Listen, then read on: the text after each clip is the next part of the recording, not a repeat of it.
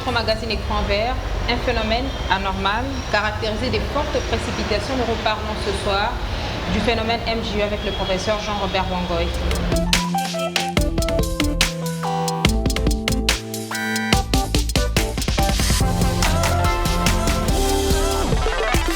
Bonsoir, bienvenue sur ce plateau.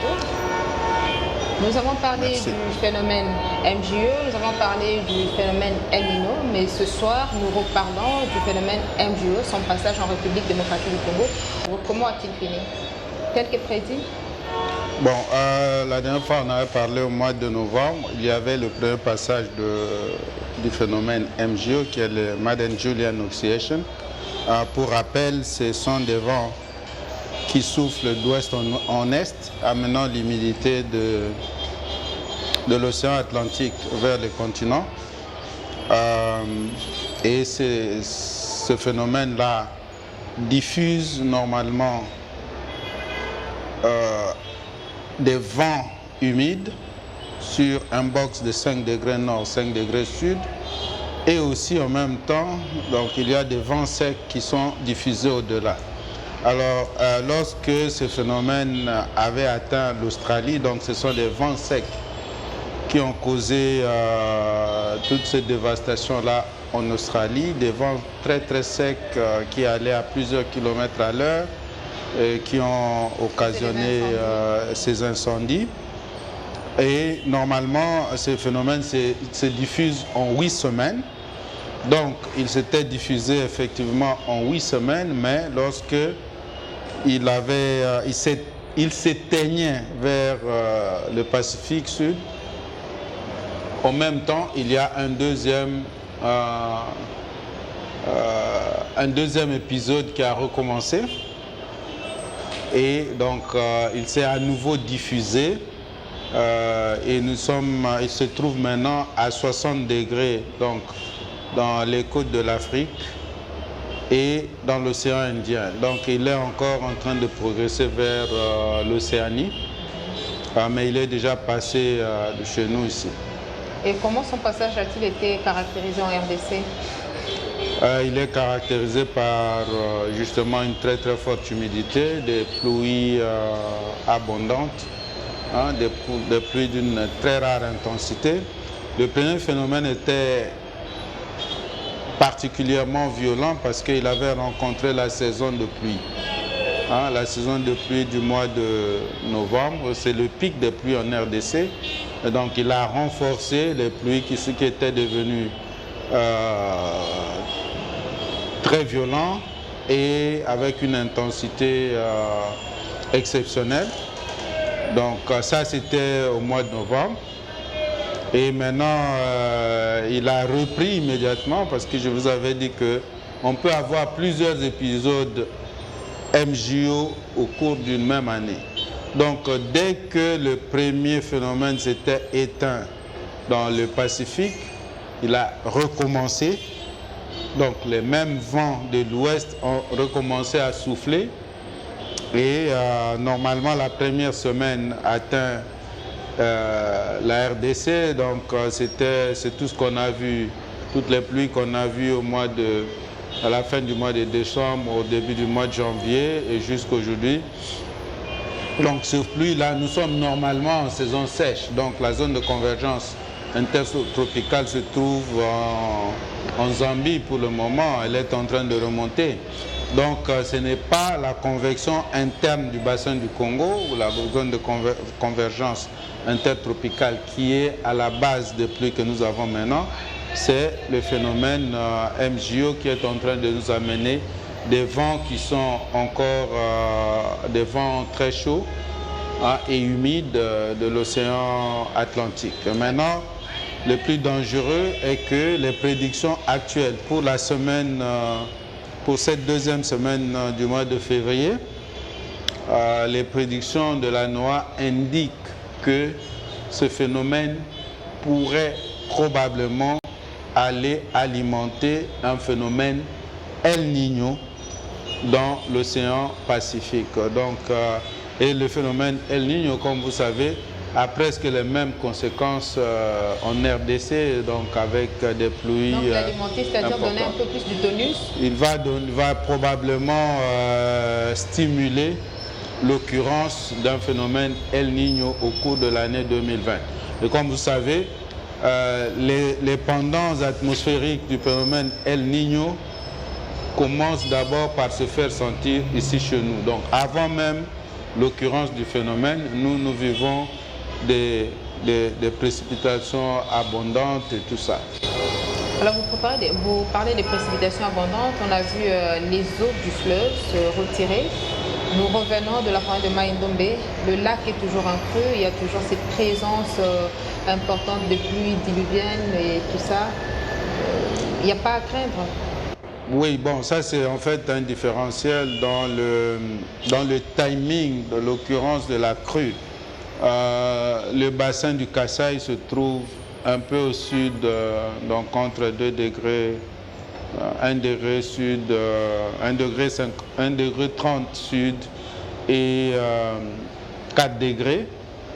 Donc le bassin du Kasaï connaît la période de crue plus tard que le bassin équatorial du fleuve, c'est-à-dire la zone de la province de l'Équateur et la zone du lac Tumba. Donc ils connaissent cette période de crue plus tard.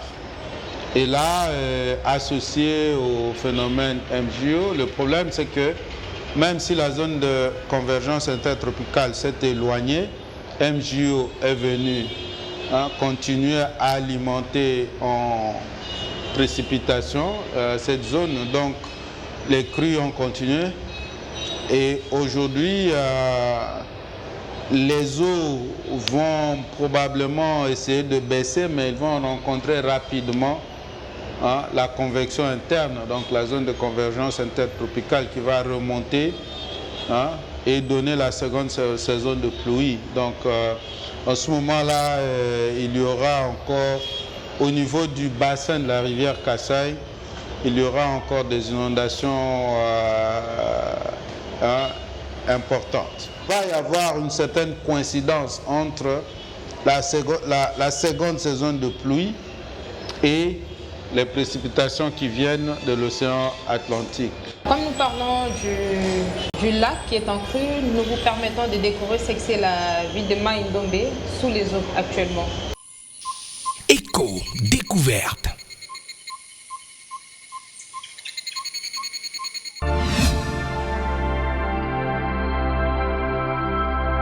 À chaque saison, sa particularité. Nous sommes en mission pendant la période pluvieuse dans la province de Mai-Ndombe.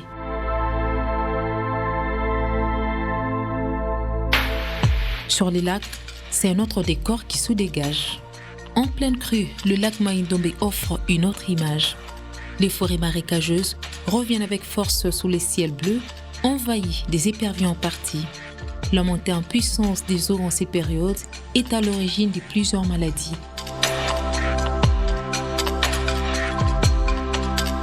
Ici, sur la rivière Bolongololé, les constructions sur pilotis sont la plupart sous les eaux. C'est à peine qu'on peut apercevoir la paille de certaines constructions sous menace de la crue.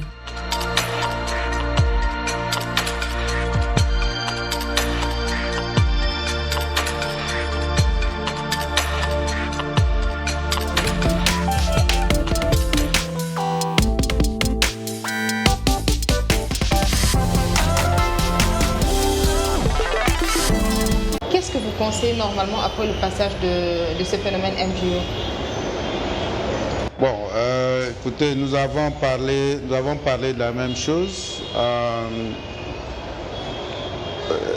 Il y a beaucoup de risques d'inondation, énormément. Il va y avoir une saison de pluie qui va être couplée avec ce phénomène. Il va falloir qu'on puisse faire un suivi assez régulier de l'occurrence de ce phénomène. Il est encore actif maintenant. J'ai dit qu'il se trouve entre 60 degrés et 180 degrés ouest pour le moment, donc entre les côtes africaines de l'océan Indien et l'intérieur de l'océan et il va se renforcer au niveau de l'océan avant d'aller atteindre à nouveau l'Océanie. Donc il va falloir que l'on puisse prendre des dispositions pour les zones qui sont facilement inondables dans la ville de Kinshasa, aujourd'hui dans le Mai-Ndombe, dans tous les bassins du Kasaï, hein, dans le Mai-Ndombe, la Chouapa et le Sankourou, hein, le Sankourou et probablement au sud aussi. Au sud, il faut surtout surveiller les érosions, notamment dans la ville de Kikwit et tout ça. Nous savons que la majeure partie de la population est paysanne. Or, ces phénomènes vont aussi impacter négativement sur les activités agricoles. Il y a un facteur stimulant pour les cultures qui aiment l'abondance des eaux, mais par contre pour les cultures qui ne tolèrent pas l'abondance des eaux, il va avoir des difficultés. Bon, mais comment prévenir les paysans? Moi je pense qu'il devait y avoir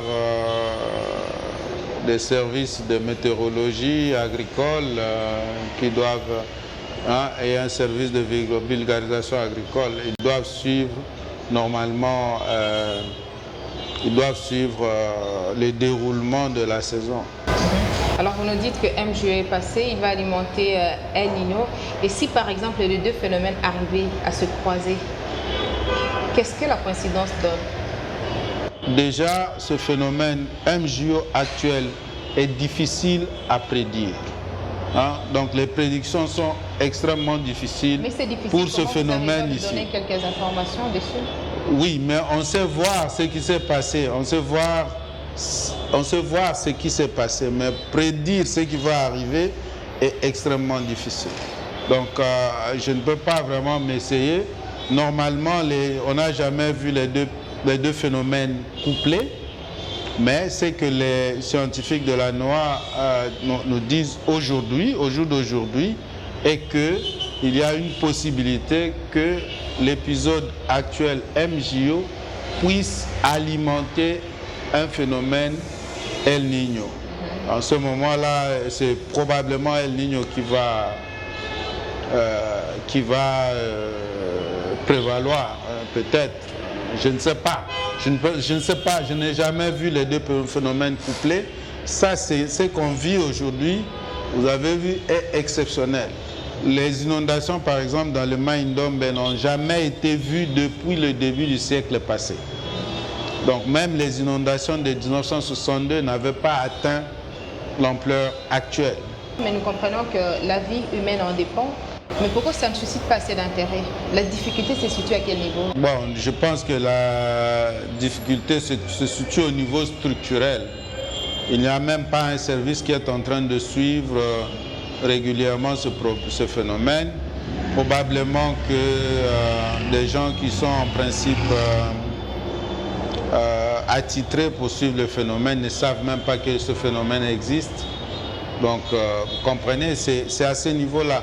C'est à un niveau structurel.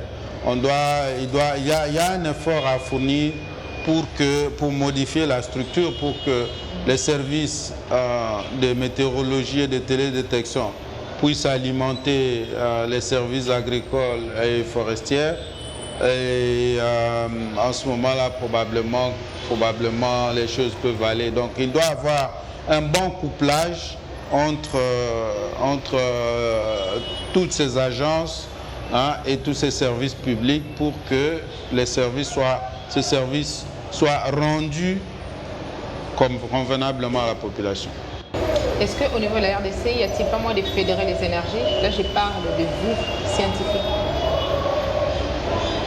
Oui, bien sûr, nous sommes toujours disposés de pouvoir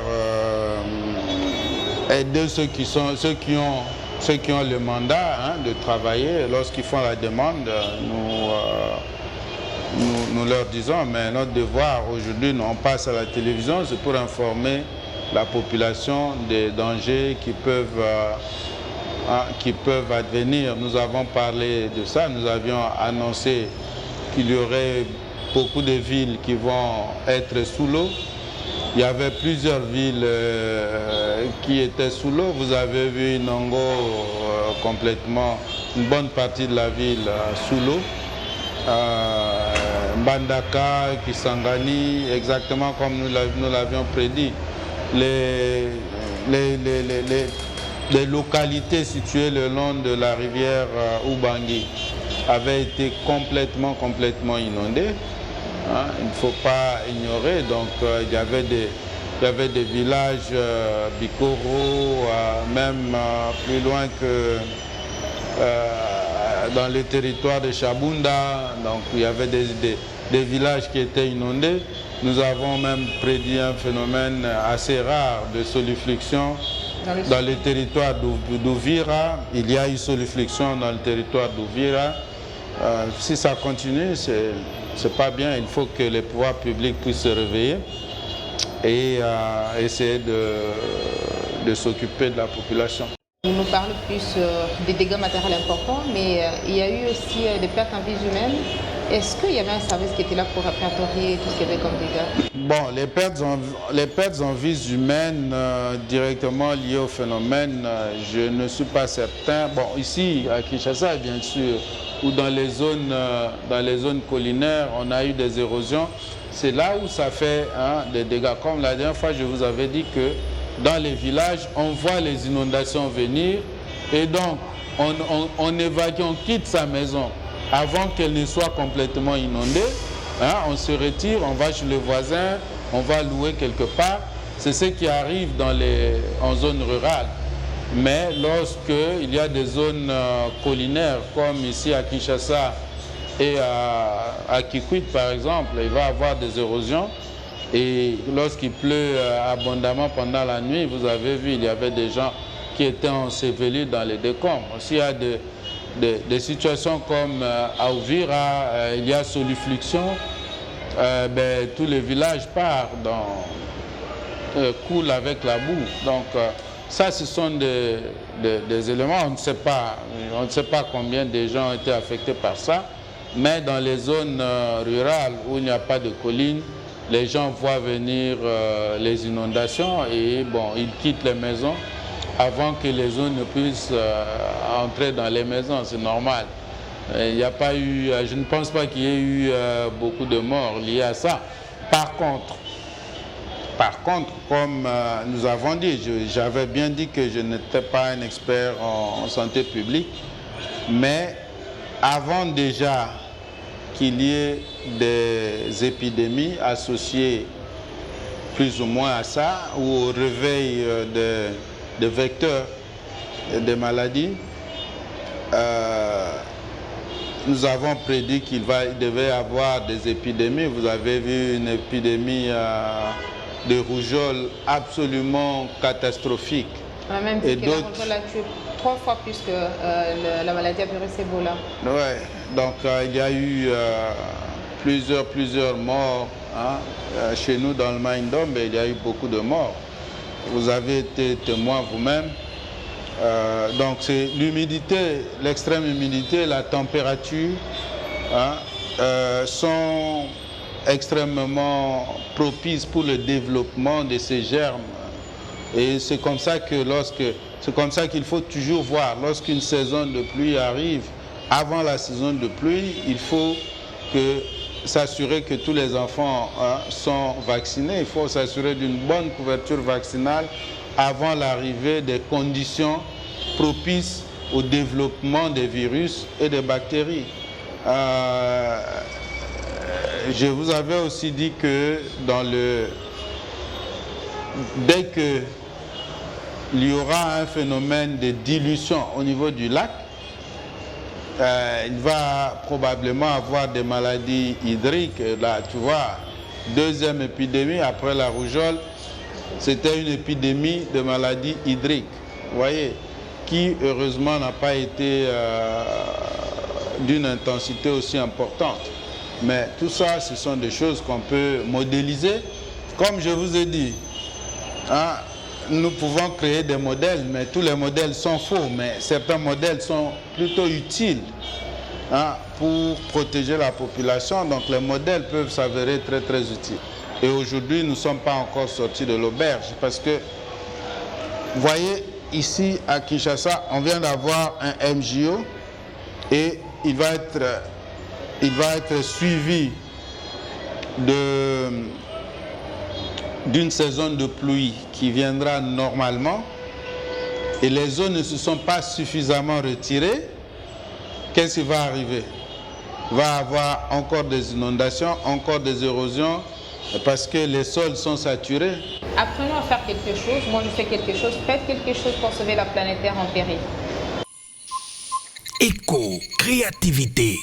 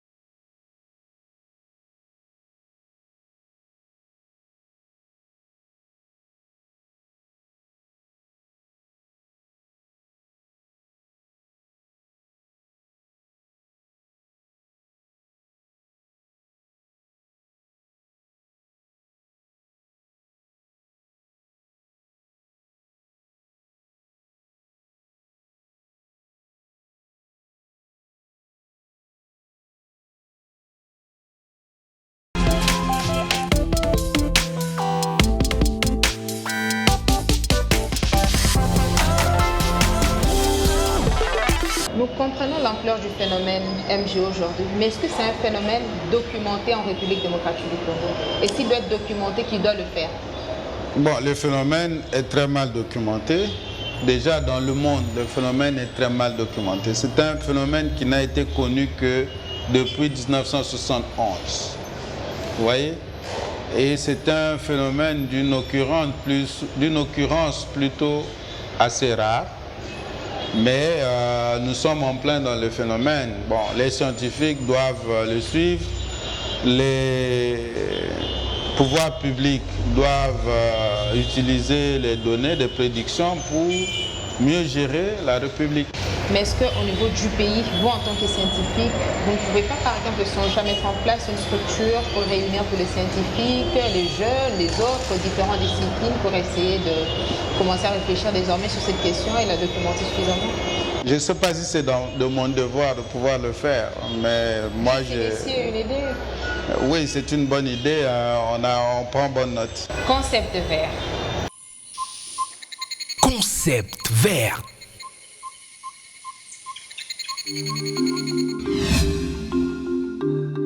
L'oscillation Madden-Julienne, OMG, est un phénomène anormal de fortes précipitations le long de l'équateur à l'échelle planétaire. Il se caractérise par une progression graduelle vers l'est des zones de pluie tropicales et des zones sèches concomitantes.